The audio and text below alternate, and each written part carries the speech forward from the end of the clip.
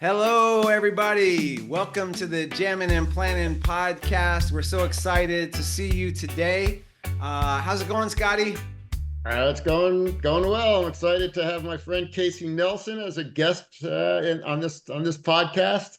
So Yeah. I'm ready to go. All right, let's go. Well, today, as we just stated, we have a special guest star in the studio, Mr. Casey the Mangler Nelson.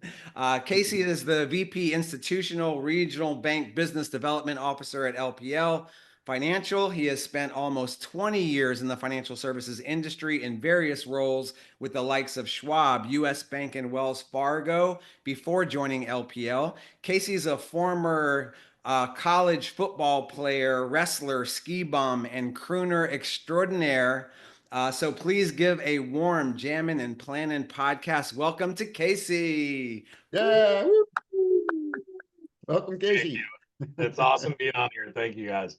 Yeah, okay. I got to know you, Casey, as you started with LPL, since LPL is a client of ours, and I'm laughing at John because he gives you the nickname the Mangler, and he hasn't met you in person yet. I have, so he doesn't know how appropriate it is. Don't get on his bad side, John. He'll kick your butt. Yeah, I have no But doubt about Casey, it. yeah, he's a gentle giant. Casey's a good guy. So Casey and I got to know each other through the industry, and when you first meet Casey and you look at him, he was a linebacker. And I had no idea that he can sing the way he can sing too. So that was a real surprise. And we'll get into that story, how that happened. But it's been great getting to know Casey, and we work on a regular basis together. And we have biweekly calls on the calendar too. So it's been a nice evolution of the relationship. Yeah, personally, it's been fantastic getting to know Scott and work with him, and certainly, the musical piece of this is, I think probably what connected us almost more than anything was being able to talk about this, and that's what brought us all together today. Yeah. Well, Casey, that and the Big Lebowski. Yeah. All right. Well, let's jump right in. So Casey, tell us how you became interested in music in the first place. It's something that I think I just grew up with. And admittedly, a lot of time in buses and cars. My mom was a gymnast. My dad was a football player. So I grew up in locker rooms, and anybody that's got a sports background, I mean, music is always present. And with my mom specifically, I think for floor routines, music is a part of the performance.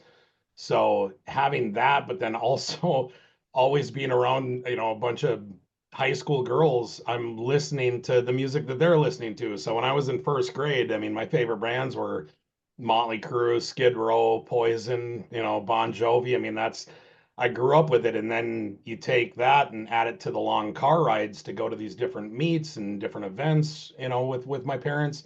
Music was always playing, and I just kind of sang along. And one way, shape, or form, it just it hit something in me, I think, at a really young age. And it's just always stuck. Did your parents recognize your talent as you were young? No, No. not certainly not. Yeah, my dad's not musically inclined.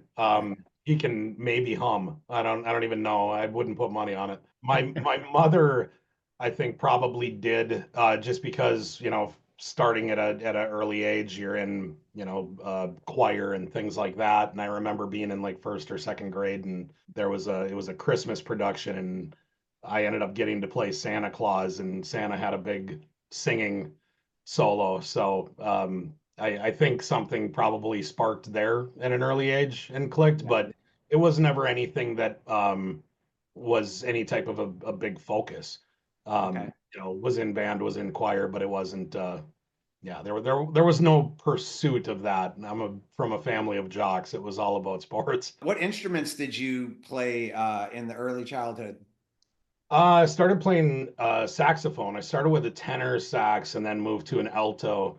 That was I think I started playing fourth grade in grade school, and then followed that through junior high up until high school. And what's your favorite genre of music today? Man, that's a tough question.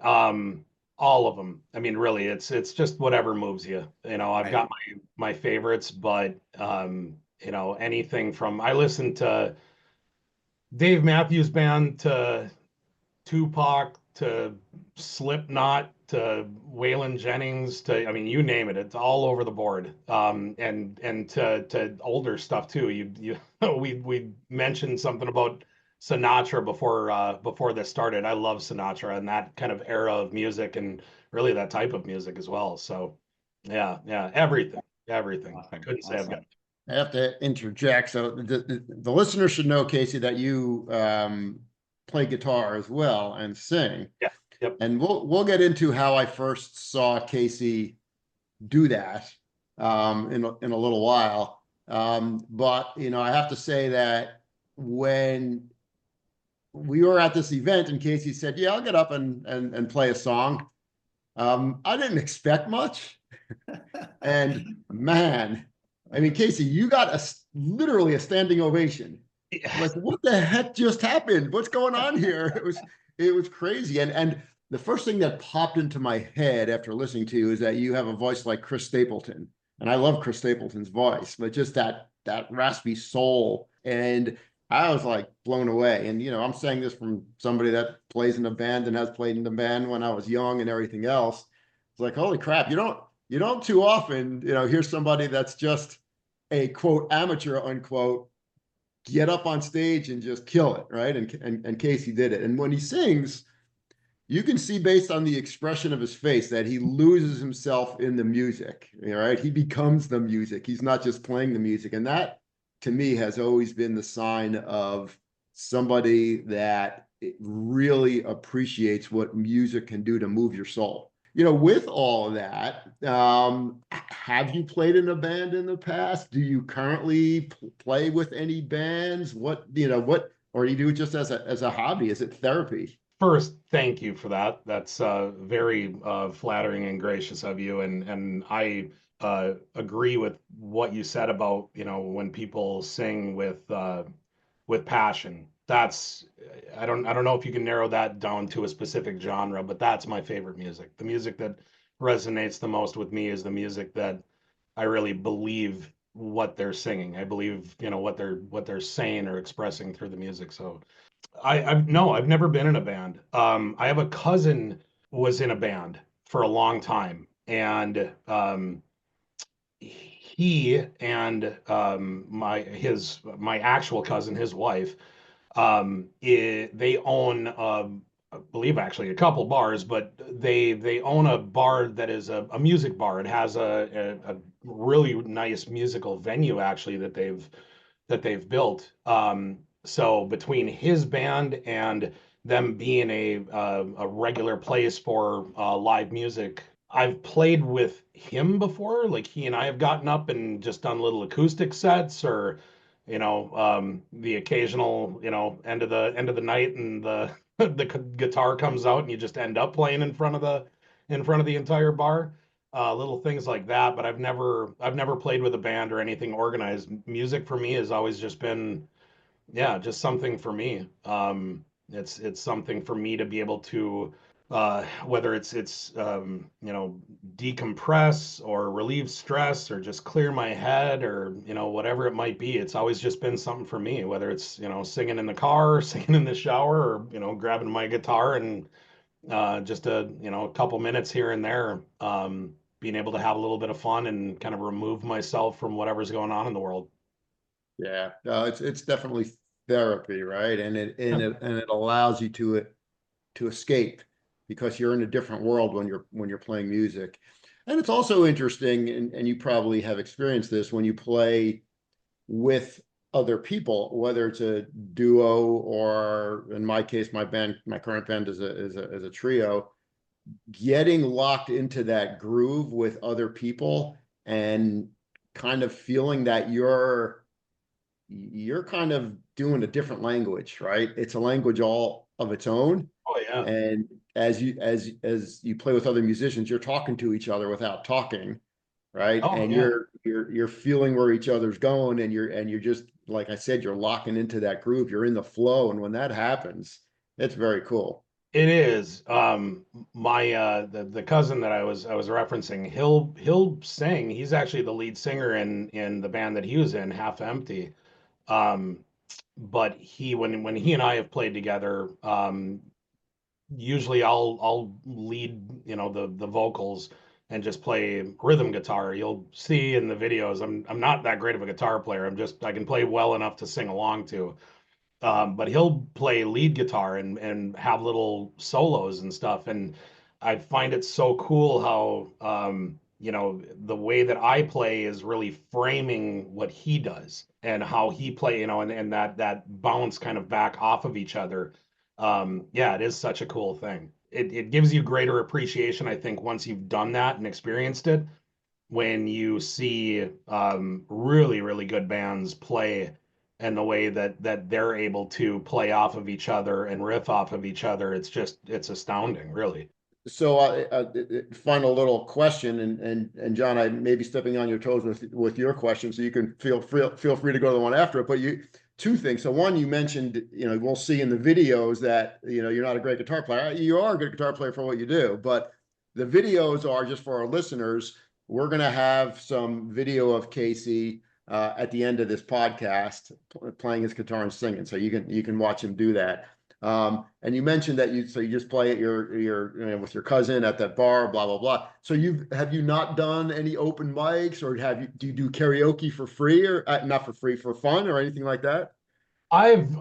Yeah, I mean, I've done karaoke before, but it's karaoke is one of those things where I lived in Nashville for a while. No, okay. Yeah, once upon a time, a lifetime ago, was a wholesaler with Jackson National and was living in Nashville.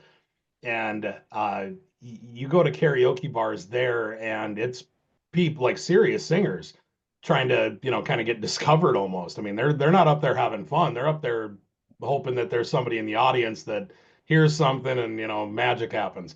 Yeah. Um, I never wanted to come across as something like that. So if I ever got up and sang karaoke, it was always something kind of silly, goofy, some having fun with it, basically. Okay. Yeah. But open mics, once actually, I did get up and do an open mic. Oddly enough, it was in Nashville, and it was a songwriters open mic. I am not a songwriter.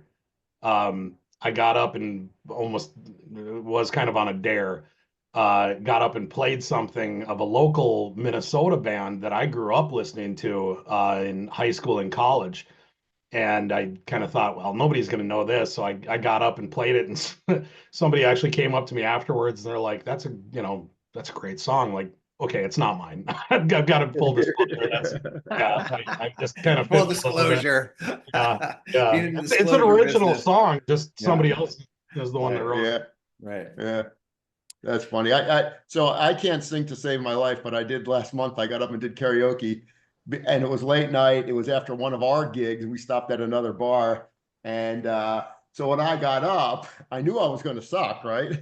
And so the first thing I said to everybody, I said, "All right, this is going to suck, but I'm going to have fun." And I sang a song, "My Own Worst Enemy." Was that Lit? A song by Lit, and it was a blast. Yeah. I mean, I had a great time, right? And everybody was singing with me, so nobody could hear me, so it all worked. Yeah. That to me is the coolest part. My two favorite karaoke memories are I was in Chicago, and it was a live band karaoke. So I know Those you are fun. yeah, yeah. And did Bohemian Rhapsody. And Oh man, and the that's a hard whole one. Oh, but the whole place is singing along to it. And Yeah. it was one of the coolest experiences. I mean, just to be Yeah. on stage and having the entire audience sing with you, Yep. it makes me think like, God, can you imagine how incredible it is when you're the one that actually wrote that? Like when they're Yeah. singing your Yeah. words back to you, Yeah. that's got to be one of the most incredible feelings in the world.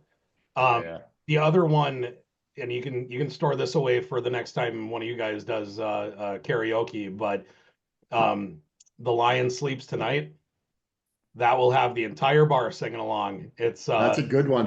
yeah, it was a great one. That was a lot of fun. Yeah, that's That is hilarious. fun. All right, John, back to you. All right, Scott. All right. So with all of that, great information, one thing we always like to uncover is, as a musician and your musical journey, what's a story that you can share with us legally that would be really funny or something interesting that our audience would get a kick out of? Um, I would say we talked about this a little bit, but I mentioned earlier that I played saxophone up until high school, and I actually played my freshman year. I was able to play. You mentioned it earlier. I played football, and I was playing as a freshman. And one of the parts of being in band is you had to perform at so many pep band functions. And in the fall, you've got football and you've got girls volleyball. Well, I attended, as many of the volleyball games as I could and participated in pep band there. But I was literally playing in the football games, so I didn't join any football pep band activities. Get to the end of the quarter or whatever it was, and I've got like a C minus, and I wasn't a bad player. So I'm sitting here thinking like, and I approached the band instructor, the band teacher, and said, why am I getting a C? And he said, well, you have to participate in, whatever, 10 pep band events, and you only did 6. Like, well, I went to the volleyball games that I could, but I've got football, and he said, yeah, you didn't participate in any of the football pep bands. I'm like, I'm literally on the field. And he said, and he said, you just need to decide what's more important, band or football. Well, that's a pretty easy one for me. So yeah, that was the end of my band and saxophone playing days. Yeah. But yeah, it's funny how how things kind of work out that way. But yeah, Yeah. that's I've heard that countless times as we discussed, when it's a two sport athlete, right? So the basketball coach does not want you playing football because of the risk of injury, especially if you're a very good basketball player. And I've heard that story countless times when it comes to sports. I think that's the first time I've ever heard that coming from a band teacher. And I don't know what he thought your answer was going to be, but for all of us, it was pretty obvious. And the funniest part of all is we certainly know maybe the linebacker in his high school happened to maybe steal away his sweetheart or something, because it doesn't make sense otherwise. But that is a great story.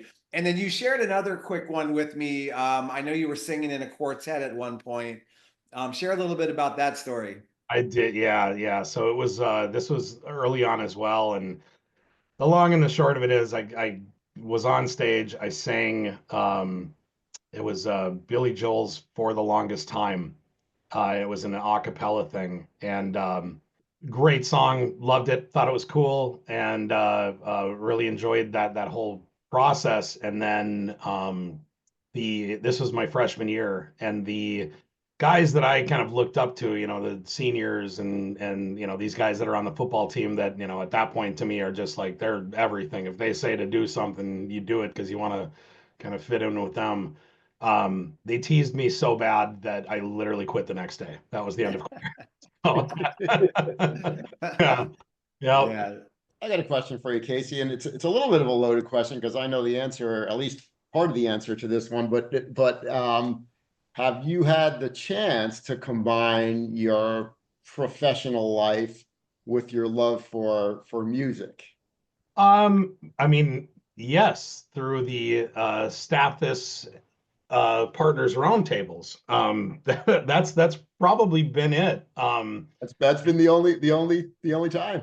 Yeah, well, I mean that was the only time that I guess it, publicly came out in, a group setting. But I think just like we were talking about earlier, you find those people, whether they're coworkers or, prospects or clients or, whatever it might be, you find people that share those same passions. And there's plenty of people out there that have in our industry that have passion for music in one way, shape, or form. And it's one of those things that, maybe not, like I said, it as a broader group setting.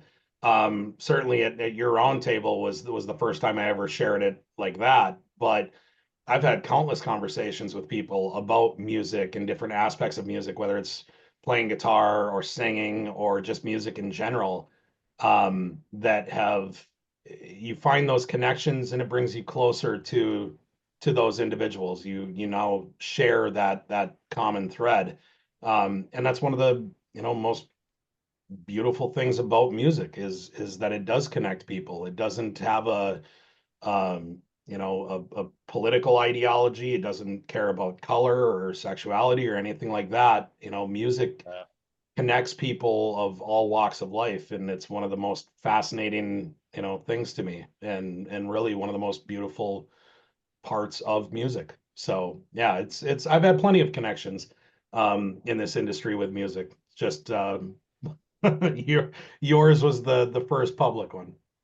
Well, so I should describe that for our listeners. So my company does what we call executive retreats, right? It's 3 days with a group of executives, and usually it's about 30 people. So they're intimate, smaller meetings. So it's 3 days of best practices, discussions, etc.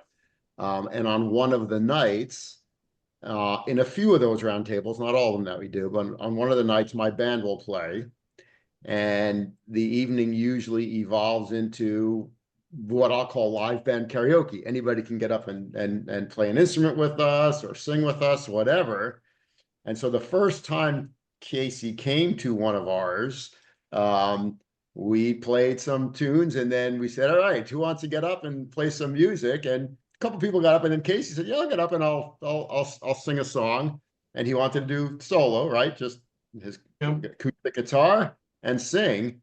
And so we basically gave him the stage, and myself and my other two bandmates got off, and he started singing, and all of a sudden everybody's eyes got really big. They're like, oh my God, this guy can really sing. And he was just you lost yourself in that song, Casey. Your eyes were closed. I mean, there was one point, you've done this twice, and it was the second time when you did it too, that your face was so red because you were just feeling the music and you were belting out the tunes. And I remember you said, like, whoa, I think my head almost exploded when I was belting that. You got dizzy or something like that. But you did so well that's the time you got the standing ovation. And everybody was like, what just happened? That was crazy. So, I mean, it was one of those moments that was a moment, right? And it was very cool. And then the second time, and you did it again the second time, because we held it at an inn, we had to stop playing by around 10 o'clock. Because there are people that are staying at the inn. What we did was we just grabbed a couple of guitars and we sat around a table, most of the group, and just played acoustically. We turned off the PA and everything else. And that went on for, I don't know, another couple of hours at least, another hour, 2 hours. And Casey sang some more songs, and we had other people sing some songs. And there are a couple of people there that I would never have expected them to just start singing with us, but they were bringing up their phones, getting the lyrics of the songs, and they're singing with us as we're sitting around the tables. And this is a group of professionals that all of a sudden is bonding over singing songs together, doing sing-alongs, feeling the music, and it just brings that event to a whole different level. That's what music can do, right? And Casey, you were a big part of it, so it was awesome. And it makes me think, every time I go down to the beach, one of my oldest friends, he's been playing guitar as long as I've known him, and he's always got a guitar with him. And he's known now as the beach guitarist, singer. And whenever I go down there, it's hilarious. We'll be playing, and next thing you know, people will be coming up, they'll be singing songs, clapping. And we've met some of the most amazing musicians that just pop up out of nowhere. One guy did an original that we, to this day, regret not recording because it was literally amazing. So I love all of that. So I know we're getting long here about the music side of things. Let's get a little bit into what you do for your day job now, because that's important as well. So how does your day job make a positive impact on the financial services industry, Casey? In this industry, we have an awesome opportunity and a responsibility to help people achieve their financial goals.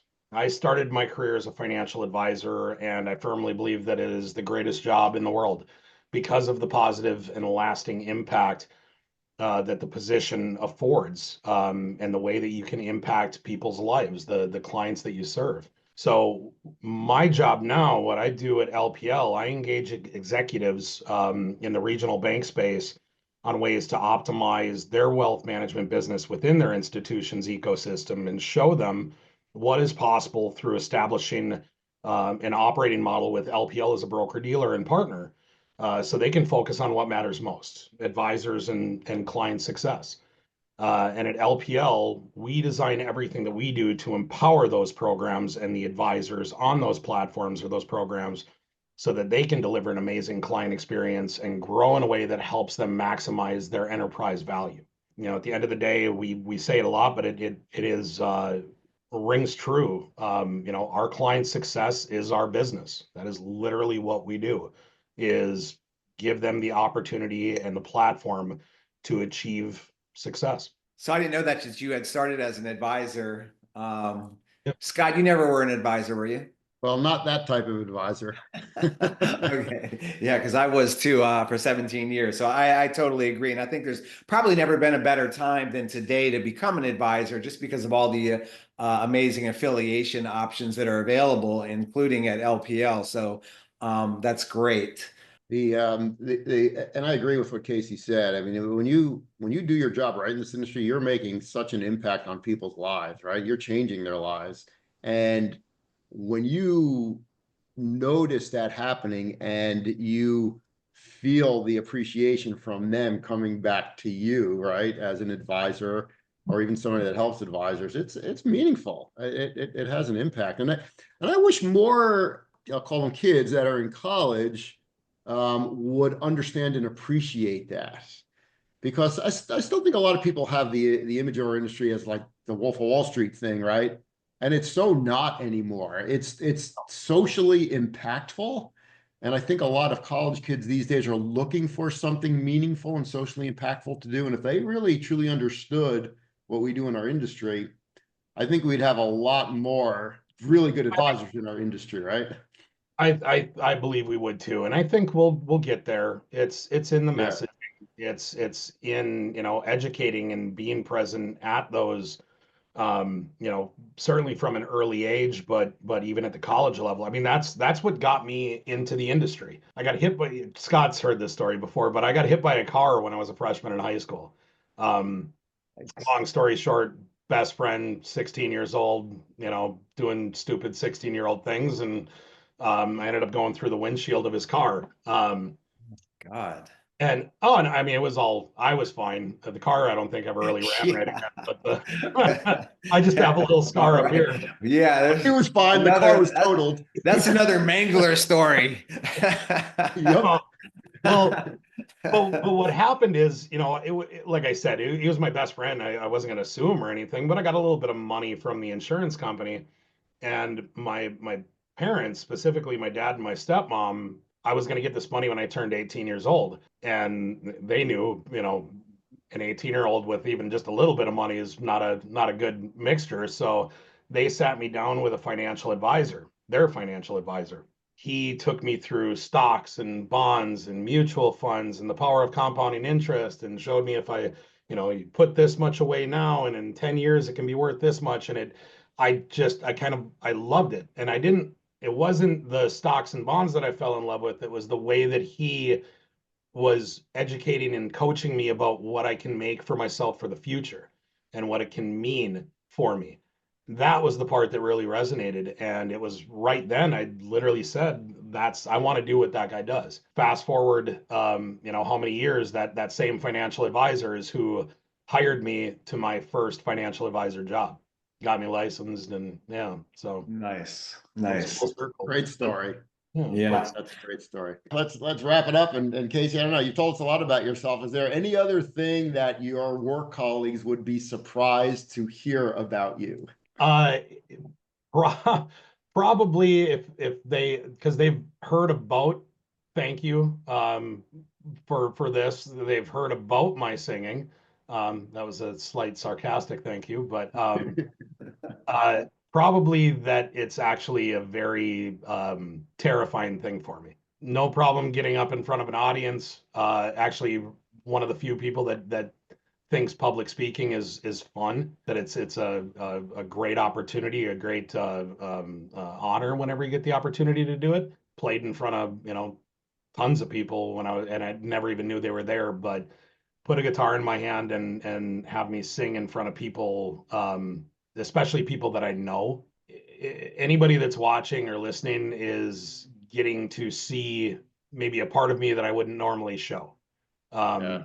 Whether it's the emotions or whatever it is, it's there's a vulnerability to kind of opening yourself in that way. So yeah, that's probably something that they wouldn't necessarily. Yeah, it's funny you mentioned that because I did a post recently about my trip to California, and my stepfather, when I got back, I got an email saying, "Hey, I hope you don't mind me telling you this, but you're holding back when you sing, and you shouldn't do that. I can remember when you were a kid, you sang freely." And so he actually sent me a gift, and it's called How to Sing Without Thinking. And I'm in the middle of the book as we speak. And so I can't wait to get to the part where it's going to help me find my voice, right? Because we always try to sound like somebody. We're singing a song and we're trying to sort of sound like that person, versus singing with your own authentic voice is where the power supposedly is. And I'm really excited to find that and see what happens. So to be continued, the story there. Well, again, thank you so much for joining us today, Casey. This was a blast. I cannot wait to hear your videos singing, and hopefully one day live.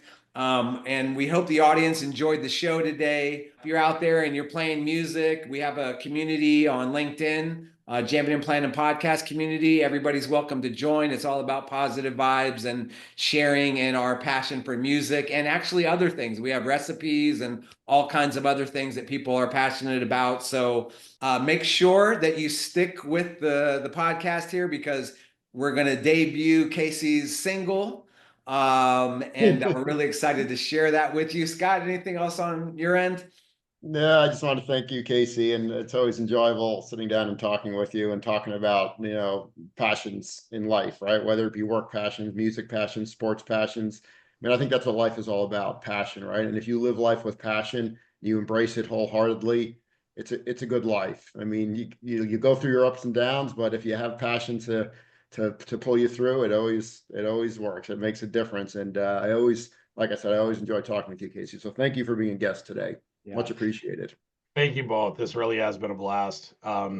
Sincerely appreciate the opportunity to come on here and talk about this. Yeah, this has been great. Thank you.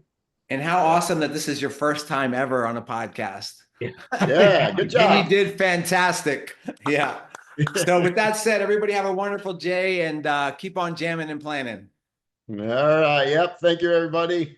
Thanks for listening. Bye.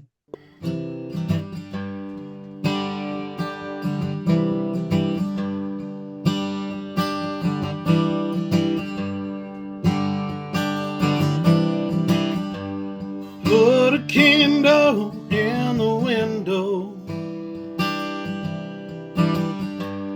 'cause I feel I've gotta move. I'm gone, I'll be coming home soon, as long as I can see the light. Pack my bags and let's get moving, 'cause I'm bound to drift a while. But I'm gone, you don't have to worry, no, as long as I see the light.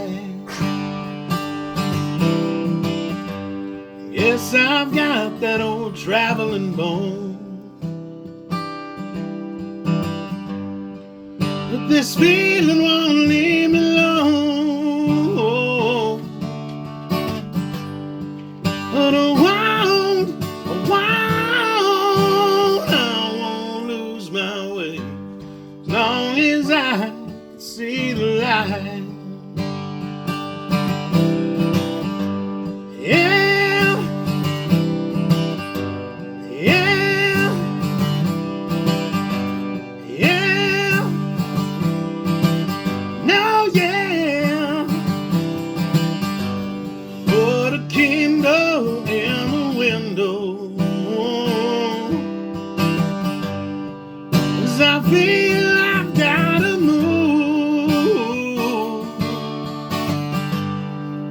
But I'm gone, I'll be coming home soon. As long as I can see the light. As long as I can see the light. As long as I can see the light.